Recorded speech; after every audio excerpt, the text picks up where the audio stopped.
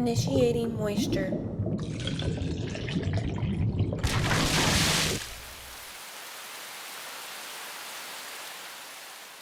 You know what time it is. It's moist meter time, bitches. The wettest around. If you were lost, now you're found. Welcome to Moist Meter headquarters, ladies and gentlemen.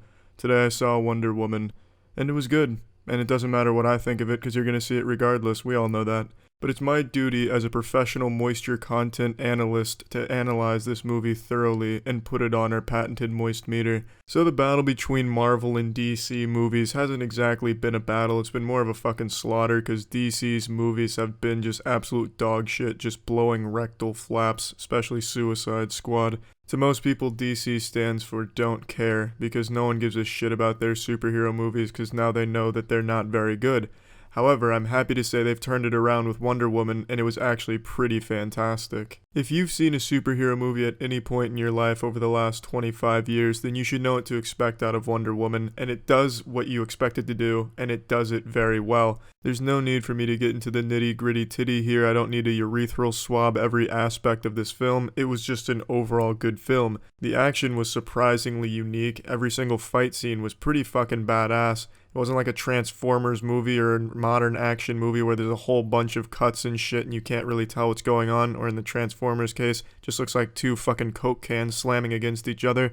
Now, don't mistake this, there's a ton of cuts during the action, but for the most part, it's not too disorienting and you can still make out what's going on. And apart from the action, the character development I thought was really well executed. You started to care about the characters and it was fun to watch them get along with each other. Watching Wonder Woman adapt to the modern world, it was enjoyable. It wasn't cheesy and it wasn't forced. It felt pretty damn nice to watch. The acting was fine. I never really critique acting too hard unless it's Asa Butter Butt Cheeks, because he's an absolute ass cheeks of an actor and he makes me upset when I see him in movies and I wonder if he can do it, why can't I? The man's a fucking plank when it comes to being on screen, but I'm gonna go ahead and end that rant right there.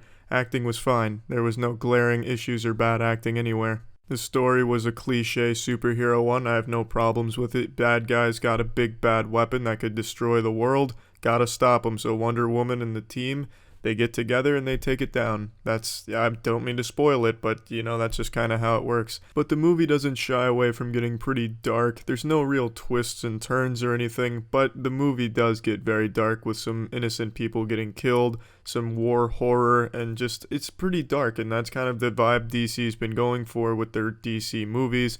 And there's nothing wrong with that. I like the gritty vibe. I think it can fit DC comic book movies really well. However, it's been poorly executed up until now. And another thing DC's been gargling smegma with up until now is memorable music. In no DC movie before this one was there any song or tune that you would immediately associate with a DC character, unlike Marvel where there's a bunch of themes that you associate with those characters.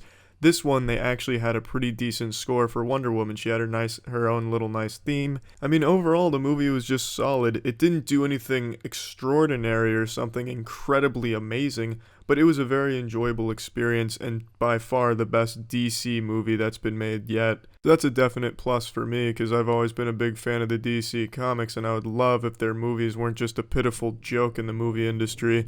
So let's go ahead and slap this on the moist meter. I'm clocking this at an 80%. Like I said, it's a very enjoyable movie, it's a good movie, DC's best by far, and I really don't have anything bad to say about the movie. So I know people in the comments are going to say, then why isn't 100% moisture? Why hasn't it reached the Bose-Einstein condensate for moisture on the moist meter at 100%? Well, just because I can't complain about anything doesn't mean this movie did anything extraordinary or game-changing, and it's not going to be a movie that I'm going to remember every scene 10 years from now. It's not going to be a movie I'm going to show my kids as a must-see or anything, but it was a very good superhero movie. It did exactly what you'd expect it to do, and it did it well, but it's nothing that's going to be a fucking time capsule piece that we're going to want to show aliens as a representation for our creativity. But yeah, it's a good movie, 80% on the moist meter. I should also clarify that the Dark Knight trilogy is not part of the DC cinematic universe, so those 3 films aren't taken into consideration when looking at DC's movies. So yeah.